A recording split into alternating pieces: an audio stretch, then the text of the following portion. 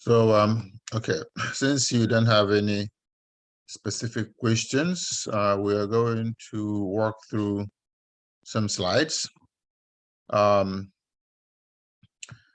This week, we will be talking about cash flow. When we talk about, capital budget and cash flow. So what we're looking at is, now, you remember last time we talked about capital budget.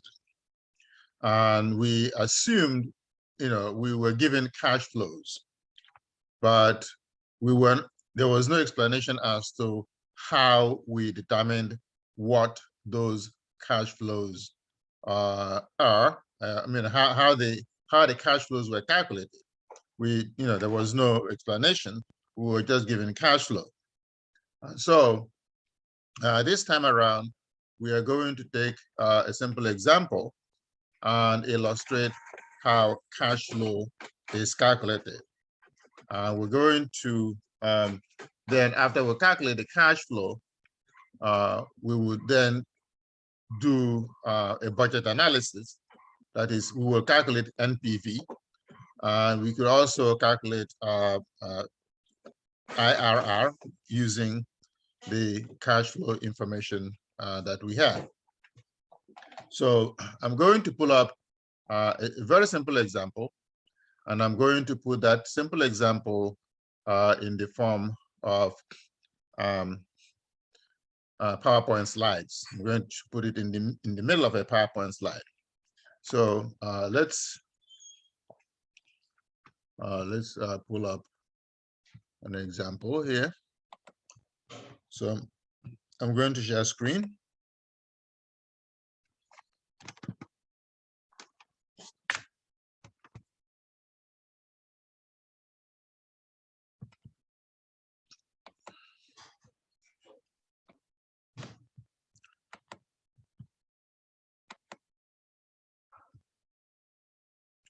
All right, so can you see my screen? Yes, I can see your screen, yes. Right. Okay, so this is going to be an analysis of cash flows. And, we're going to do what is called, incremental cash flow, all right? For example, and I'll give you an idea why we talk about incremental cash flow, because let us say that you have a restaurant, okay? And you have customers coming from Brooklyn, all right? But the food is so good that, let's say the restaurant is in Brooklyn, but the food is so good that you also have a lot of customers from the Bronx, all right? And you have customers from other parts of New York. And you decide, okay, well, is it worth it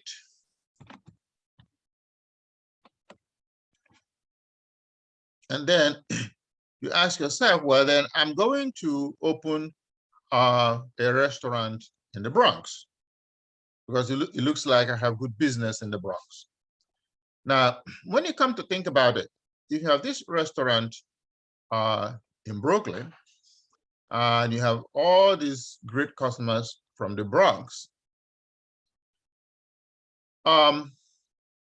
there are some customers that could have come from the Bronx that will not come because of the distance. And so if you open a restaurant in the Bronx, you're going to capture those customers. But you also realize that those customers that used to come to the Brooklyn restaurant will no longer come to the Brooklyn restaurant. They will now go to the Bronx restaurant. So when you're doing your cash flow analysis, you have to deduct the customers that would have come to Brooklyn. And so the difference is the incremental cash flow. That's what we're talking about here, okay? Or you are talking about an old vehicle, an old piece of equipment that you want to replace. how do you talk about incremental cash flow in that case? You purchase a replacement. Now, the old equipment has been causing a lot of expense in terms of, have to periodically fix it. And so let us say it costs you $3,000 a year to fix the old equipment. And now it's costing you're gonna buy a new vehicle, a new piece of equipment that now will cost you $1,000 a year to keep up, or maybe $700 a year to keep up for the next at least 4 or 5 years before it becomes an old equipment again. And so the difference between the $3,000 a year and the $500 a year the new equipment will cost you is considered incremental cash flow, because it is additional cash flow that gets into your pocket. Okay, so we're going to talk about incremental cash flow, and of course we're going to forecast how do you calculate this incremental cash flow. Now, first of all, is identifying it. The identification, like in the restaurant example, are the new customers that you're now going to have. Now, the identification for the equipment is now saying the source of increasing incremental cash flow, the source of additional cash flow is the less money I'm going to be putting up for repairs. That's, you're identifying the source, okay? You're going to go into a new market, you identify the source as new customers. Now, the next thing is to project, okay? How do you calculate that incremental cash flow? Now, we will not talk about, what do you call it?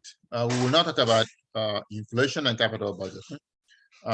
Then replacement project cash flows is like the example that I gave to you when you want to say replace an old piece of equipment, okay? That is a replacement cash flow. Then we're going to talk about cash flows that are relevant in your calculation. And those cash flows that are considered irrelevant, for example, what you call sunk cost, okay? A sunk cost, S-U-N-K, okay? So let me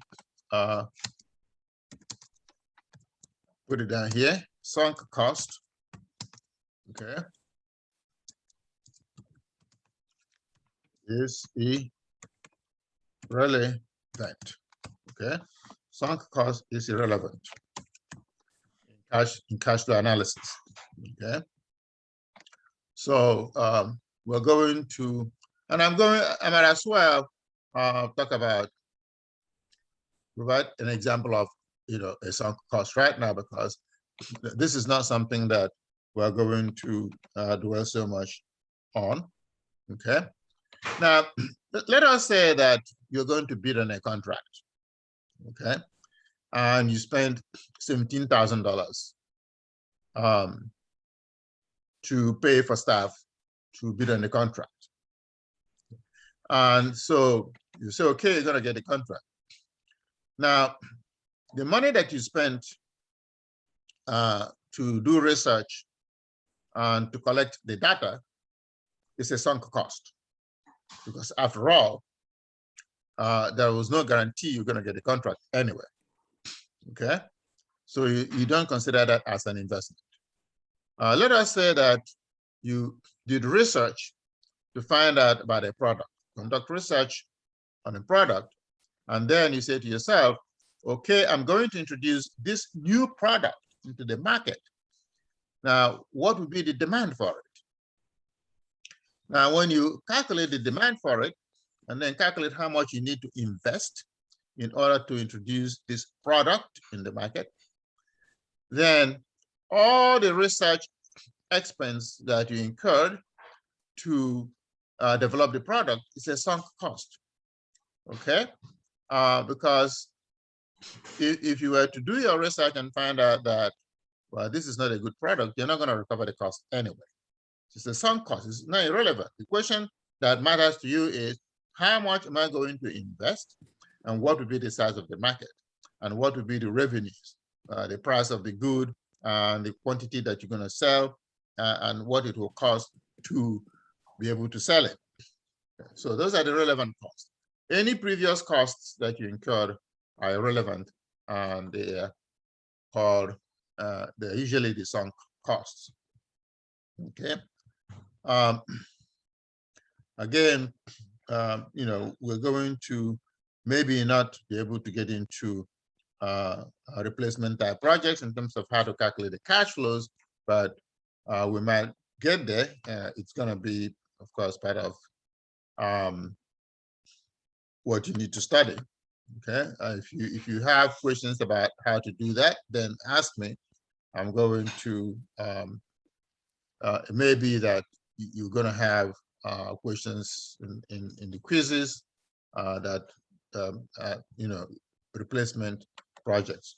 Okay. All right. So again, like we said, sunk costs are relevant. Okay. Overhead costs such as utility expenses, they are not incremental. Okay.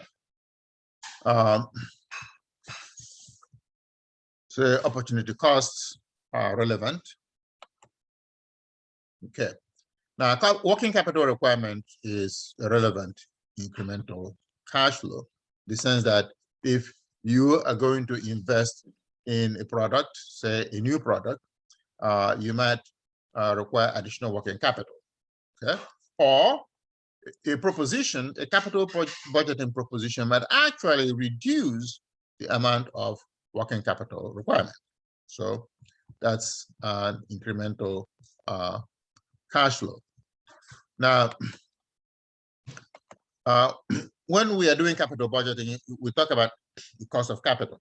Okay, we're not going to look at interest payments because they are part of the general component of capital. So we integrate that in our calculation of cost of capital.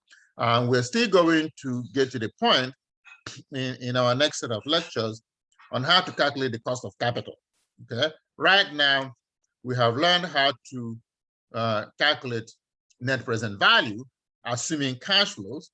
So the next stage, we also assume cash flows. We also assume the cost of capital, but there was no explanation as to how these cash flows come about or how the cost of capital is determined. So we are at the stage now where we are calculating the cash flow. Okay. And once we're done with this, then we're going to get to the next stage where we calculate cost of capital. And then we're going to put together a comprehensive project where we calculate cost of capital, we calculate cash flow, and then we do our NPV again. So for today, we're just going to talk about how to calculate cash flow. Okay. Now, the cash flow, the way we calculate it, we will look at net operating income. We know how to calculate net operating income, which is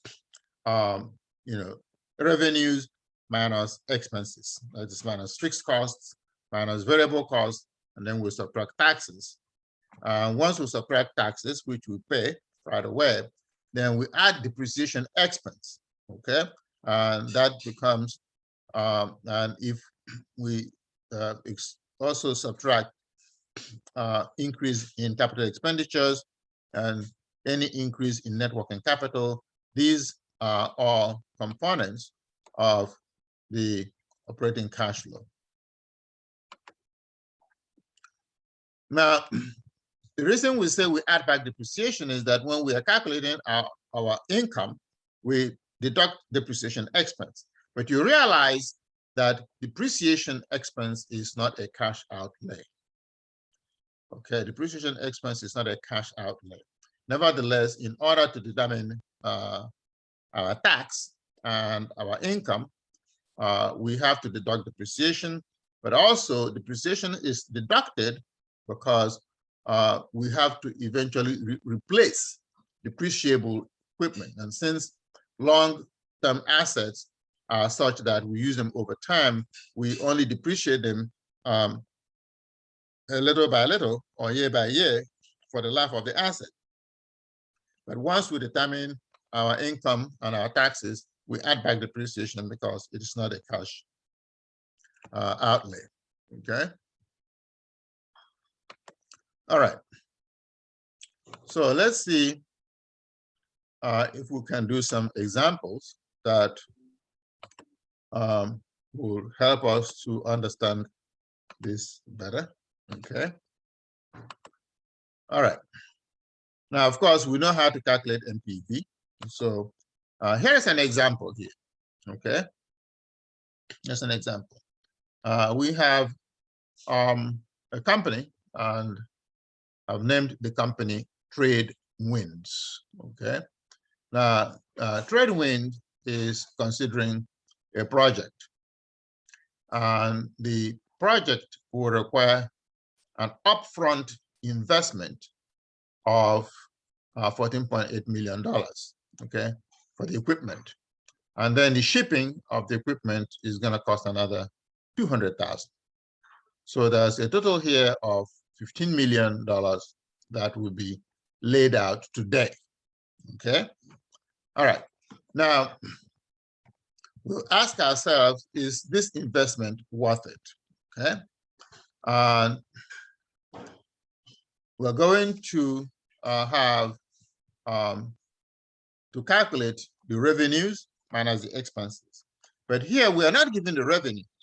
We are simply given how many units of a product of this new product will be manufactured every year. So in the first year, we have 75,000, the second year, 120,000, the third year, 125, the fourth year, 80,000, and the fifth year, 65,000. So this is a 5-year project, okay? Now, to produce this good, the variable cost to produce each unit is $140. But there's also an annual fixed cost, okay? Willy-nilly, you must incur $700,000. Now, the goods, the price of the goods will be $320,000. I mean, $320 a unit. And so during the first year, the second year, it's $320, the third year is $320. But in the fourth year, it will be $275, and in the fifth year, it will be $250. Okay. So how do we calculate the cash flows? Okay.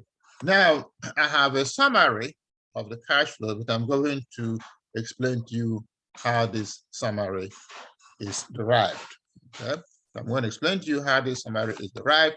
So I'm going to stop share for a minute, and I'm going to pull up some MS Excel files. Okay. To do that, I'm going to print this slide for a minute.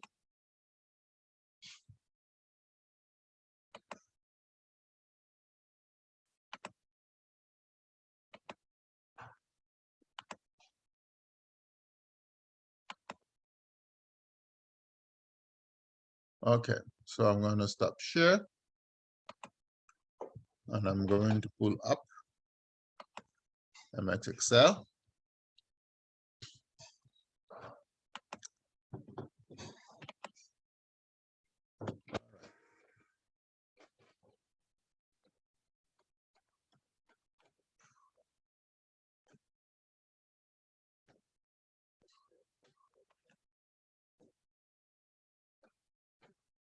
Okay.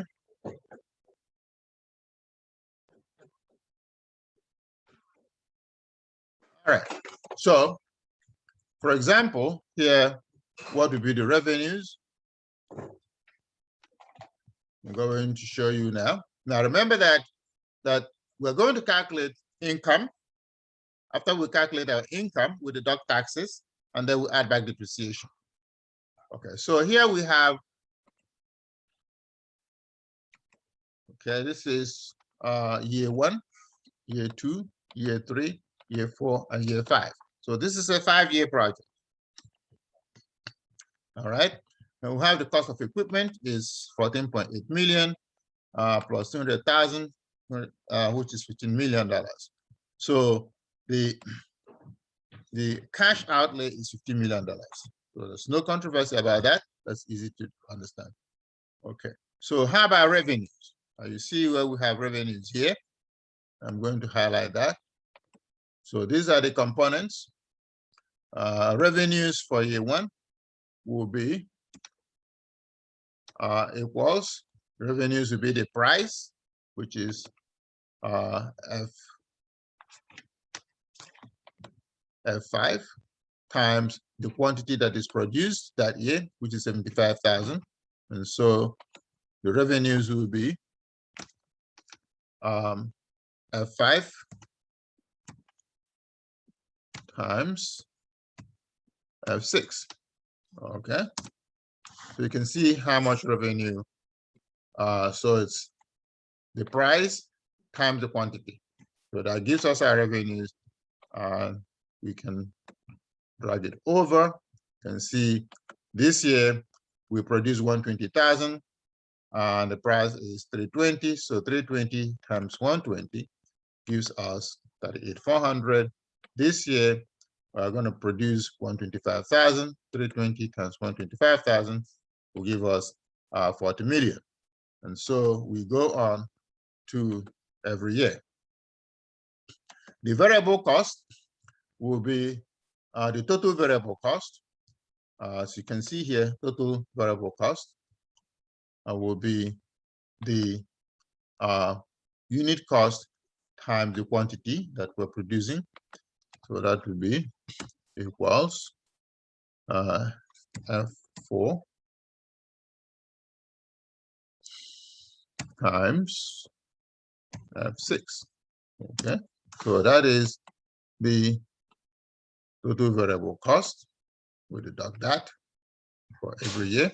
The annual fixed cost is 700,000. Okay, minus 700,000. Okay, and so we also deduct that.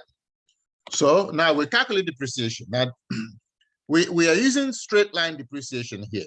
Suppose you had a project that you had a non-straight line depreciation, which is say MACRS 3 or MACRS 5 or whatever it is. You would have to put in the formula here. So the depreciation here is straight line, and maybe if you have issues with MACRS, give me a call. I'll set up a Zoom session, and I will show you how to do MACRS. But here we have the depreciation will be, you deduct depreciation, which is E8, the 14 million plus 200,000 divided by 5, which is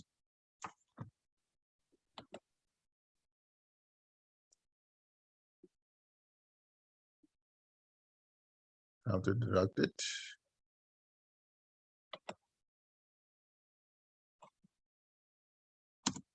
Okay, so it's $3 million a year.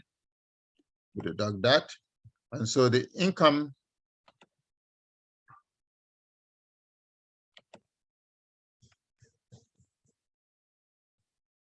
so let's $E $8 plus $E $9. All right. Okay, so it's $3 million a year. So our income before tax, we calculate that. Okay, so we get income before tax. We drag that over. The income tax rate is 35%. So we equal minus 0.35 times F15. Okay, so we deduct income tax, deduct income tax. So what is the income after tax? The income after tax will be the net income minus the tax. So that's it. And then we have to add back depreciation, because depreciation is not a cash outlay. Okay, depreciation is not a cash outlay, and so equals to add back depreciation, which is 14. Okay. So add back the depreciation, and so the net cash flow will be the income after tax plus the net cash flow, and that's it. That's your net cash flow. So now you want to calculate the net present value. Okay, we want to calculate net present value, and net present value would then be where your cost of capital, we are assuming here cost of capital of 15%. Now remember, we said we have not yet learned how to calculate cost of capital. So for now, we are going to assume a cost of capital that is given to us. Okay, so we're going to use the formula. Now remember the formula for calculating net cash flow, and that formula is you take each cash flow for each year. You see the year here, okay? You take this cash flow and then you divide by 1 plus the cost of capital, okay? For example, the present value for each year will be equals to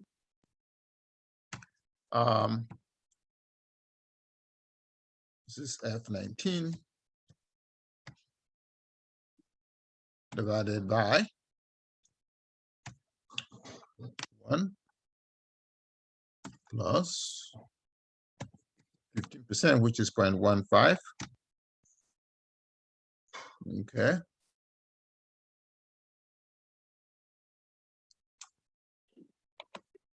Not yet, not yet, not yet. 0.15 to the power F2.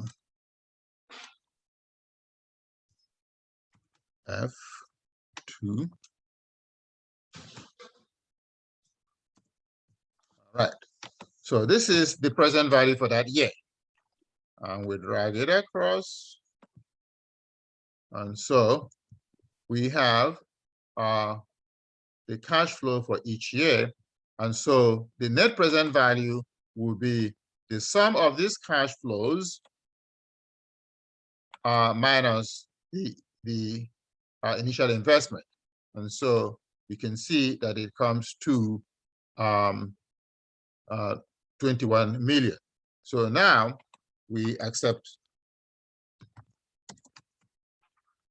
the project because the net present value is positive. Okay, so we accept that project. Okay, because the net present value is positive. Okay, let's see if we can highlight it.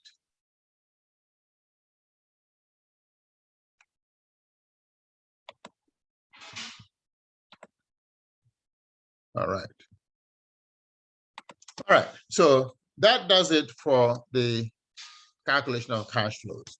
Okay, and so this is the information that I cut. Now I'm going to stop share this, and I will pull up the. So this is the same information that I have here. Okay, the same information that I have here, and so I don't have to paste it all over. But if you want verification, I'm going to put it here.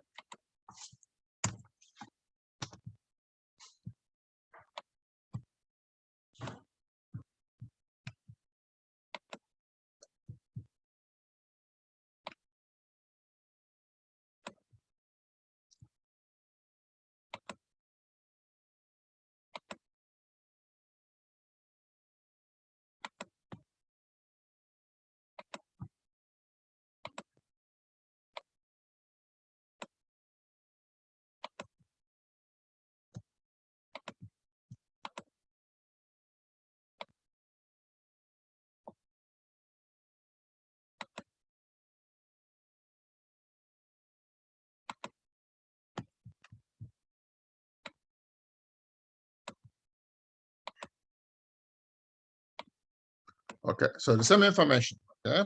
Nothing different. And so this is cash flow determination. And so now, okay, you can also use that information to calculate IRR.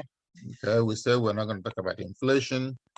And we don't have an example right now of replacement cash flow, but we could do one another time. If you really want to do that, just ask me. I'll prepare an example for you. You can use this same information here to do an IRR, and I'm going to cut and paste the result of an IRR calculation for this particular project. Okay.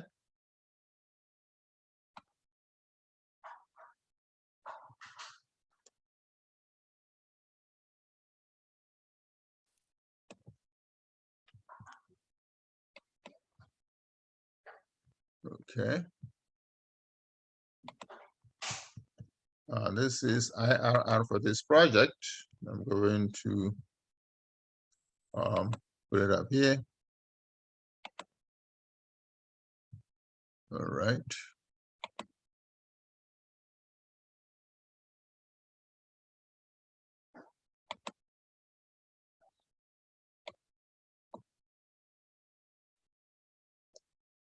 This is, and I'm going to actually post the spreadsheet for you so that you can see what is done here. It is somewhat, excuse me. Let's see. The layout is not going to allow you to do that, but I don't know. I think I prefer to post the what do you call it? The spreadsheet file for you. So this is a little bit clogged up. If you make it too small, it wouldn't serve it much of a purpose. Let's see if we make it a little smaller. It's going to help. Really? Okay, it does help. You can see now, you can see it clearly. So, but I will post the spreadsheet file from which this one came, or it may actually be in your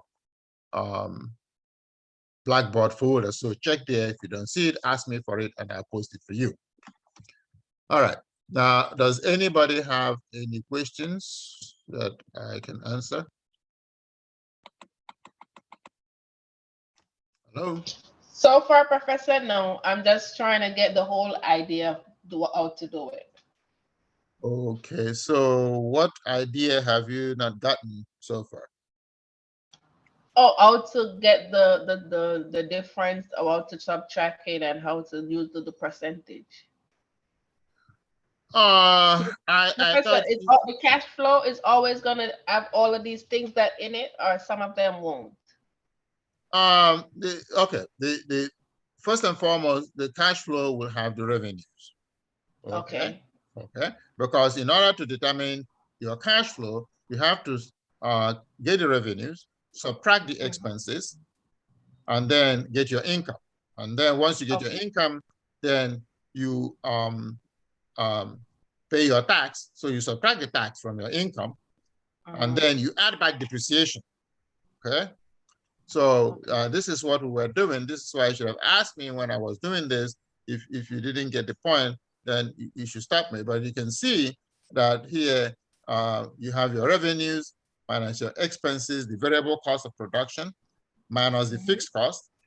And so then minus the depreciation. You can see the depreciation there. And once you subtract all those expenses, Net income tax before. Then you have your net income before tax. You get it? Oh, yes. I got it, Professor. All right. So now you subtract the tax, and then you because do the the tax tax. is Yes, you pay the 35%. tax. Okay, and so you get your net income after tax, right? And then you add back depreciation because depreciation is not a cash outlay. You don't pay cash for depreciation, but you have to deduct it, because, you have to deduct depreciation because you need to deduct depreciation since you already made a big investment outlay. Okay. And so once you deduct depreciation to determine your tax or your net income, then you add it back. Okay, you add it back, and once you add it back, then you have your net cash flow. Okay. You get it? Yes. And so this is your cash flow for year one. This is your cash flow for year two. This is your cash flow for year three. This is your cash flow for year four. And the reason that the cash flow is different from year to year is that, of course, different expenses amount, come each year, and the price of the good is not the same throughout. Yes, it's more. Some is less, some is more. The price, some is different. That's number one. Okay. But also every year you don't sell the same quantity of goods. Okay. The first year you sold 75,000. The second year you sold 120,000. 120. The third year you sold 125,000. The fourth year the market falls off. Less. And you sell 80,000. And so this is why the revenues are different. Okay. I got it now, Professor. Okay, and this is why also the total variable cost is different because you are not selling the same quantity every year. Okay, all right. So now once you get that, this is what explains why the net cash flow is different from year to year. Okay. Okay. So now you go through your NPV calculation, which is you take each year and you divide by 1 plus k to the power 1 this year, then to the power 2, then to the power 3. And you follow the same procedure for calculating your NPV that you already know. And so your net present value becomes what you have here. 21. Okay. So you're going to use that method to do the homework assignment. Okay, I got you. Okay. Okay, right. Professor. Thank you. So any other questions? Hi, can you hear me? Yes, I can hear you. Hi, it's Catherine Savos. How are you? I am fine. Good, thank you. I was wondering if I don't know if I could share my homework because there's 2 questions that I'm having for the business math class that I'm having difficulty with. Business math class? Yeah, the business math class for week 9 homework. Are you a medical student? No, I received on the SPS Business Mathematics BUS. Oh, wow! I was wondering. Yeah, you had shared the invitation. How did you get onto this Zoom? It was shared on the Blackboard that this week you were going to be doing 7 p.m. It's actually for every single week. That was what was posted on the announcements for this week, next week, the following week. I was just sitting quietly for you I figured you were maybe combining all of your classes in one office meeting. So I joined it. No, but I got the invitation from, that's what you posted on the SPS Blackboard website. Okay, you know what? What? Am I not supposed to be here? Well, excuse me. It's not I am glad that you made it here. But I posted it on the SPS math class by mistake. Well, that needs to be taken down. So that's a good coincidence. I posted it there by mistake. I didn't mean to post it for that particular class because I did have office hours earlier today at 5:30, and I sent an announcement on Blackboard. But it's fine. So, Simone, you don't have any other questions? I can take Ms. Segos. No, that's fine. That's fine, Professor. Okay, so I get the point now. I understand it. Okay, so you can exit if you want. If you want to learn some business math, fine and good. Okay. All right. Thank you, Professor. Enjoy the rest of your night. All right. Thank you. Let me see if I can. I'm going to stop share this and see if I can grant our good young lady, the sharing rights. Oh, Ms. Sagos, Yes, you're sharing already? I'm sharing. Okay. Do All you right. see you see my homework? Yes. Okay. So actually I want to start with the last one first about Okay. Jose, Okay. because this question here doesn't specify N. So I'm thinking what you're But asking. the N is 1. How? You say in 1 year. Where does it say 1 year? Right there. Oh, okay. 1 year. You're not, this isn't what you're looking for. You're not looking for me to. Okay. Okay. So the answer to this question is very simple. Okay. How much would you invest today in order to have $2,000 in 1 year? Then I think I'm using this calculation. That is correct. And so the principal is 2,000. Is that correct? And the Yeah. amount is A. And so you divide this number here into A, and then you get the amount that you're going to invest this year in order to get 2,000 in 1 year. This is wrong. This 240 is wrong. So, okay, so it's not gonna, I'm not gonna do, this is not what you're looking for. You're looking, Yeah, we're looking to find out how much you're going to invest in 1 year. So A is actually P. You're going to solve for P. yeah, that's, I'm doing it the wrong way. Yeah. So But it's very simple. Just go and solve for equals P. to, The formula you stated is correct. it's gonna be 1 plus, oh, whoops, 0 point, 1, 2 to the power 1. divided by, No. Put the bracket there. To the power 1. So put another bracket. hold on. Yeah, because you're raising to the power 1. So if you're raising to the power 1, nothing happens. Is that correct? And so now, you have your 2,000 already. And so you now divide 1.12 to the power 1 into A in order to find to get 2,000. Wait. No. I think should be that P is equal to A times that.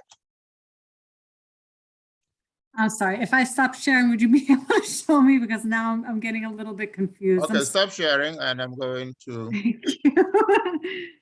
Okay, let's see. I'm going to pull up a blank.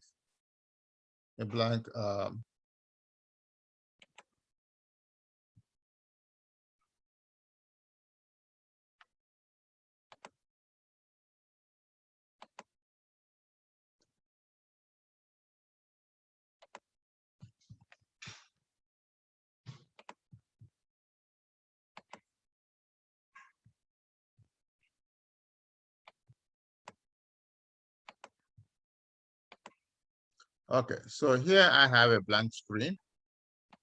Okay. Okay, and so the question is, how much are you going to invest this year to get 2,000 in 1 year? So 2,000 then will be equal to. But it's also, A. the bank is subtracting a discount. Yes, but that's what banks do. Okay. They essentially charge you the interest in advance. So I'm going to make it bold so you can see it. Okay. So what happens is the bank subtract the discount and give you the difference. It's like, let me explain it very simply. Before. So what the bank will do, they'll subtract the interest. Let us say the loan is 2,000. So what they do is they subtract the interest of maybe 200 or 300, and then give you 1,700. That's what they do. They give you 1,700, and then in 1 year you're going to pay them 2,000. Mm-hmm. So essentially they're collecting their interest in advance. So how much will you invest to get 2,000 in 1 year? It will be A times 1 plus 0.15. Okay. So what are you solving for? To the power 1, right? To the power 1. If it was in 2 years, then all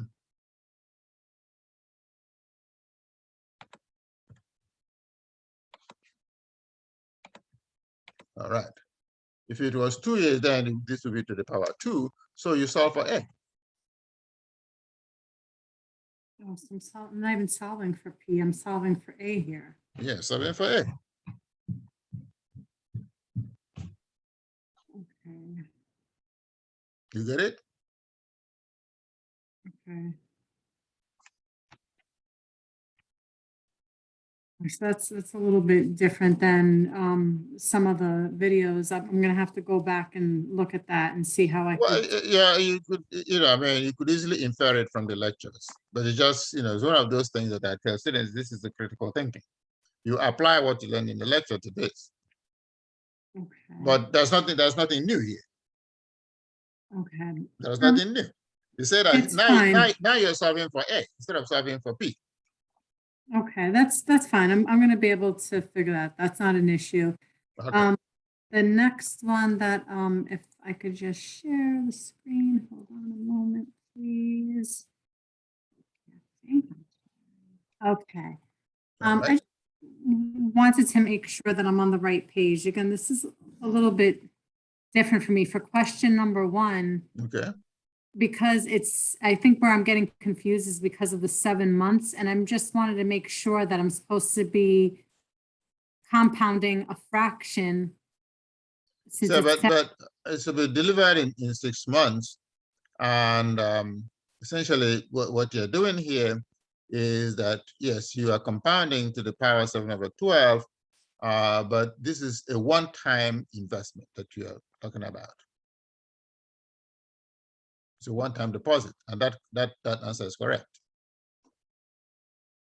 okay, yeah, because, and that was another thing. So once I did all the math, I'm not sure if you could see, it's kind of small here. I don't know if you could see on your screen, but basically, if I'm going to be rounding, I get 1.1222, but that doesn't make sense in the real world. In the real world, it would have to be It will be 13. it will be 1.12 or 1.13. Depends on who wants to make more money. Okay, well, I mean, typically these institutions don't give away things even for.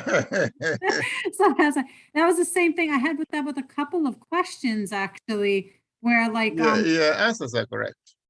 okay, yeah, with Lydia, that was another one where I was like, well, technically it should be 0.77. Yes, answers are correct. Financial institution would typically not round up, they would round down, and they wouldn't get the point cents. So I wasn't sure like if this was going to be annoying to you and I was going to get points off for it. No. Okay.